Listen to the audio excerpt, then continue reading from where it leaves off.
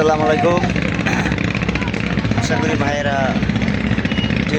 যেখানে আছেন সব জায়গার থেকে সবাই ভালো আছেন। যারা দিঘিরচর ফেরিঘাটে আসবেন, দিঘিরচর ফেরিঘাটে আসলে আপনি দেখার মতন অনেক সুন্দর জায়গা।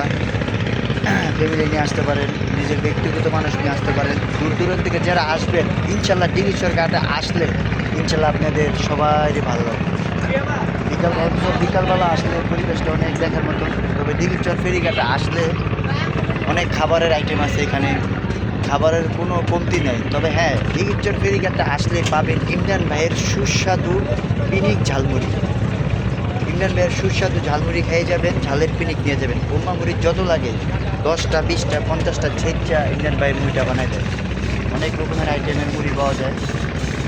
দেখেন, ইমরান ভাইকে দেখলে ইনশাল্লাহ মুড়ি খাবেন।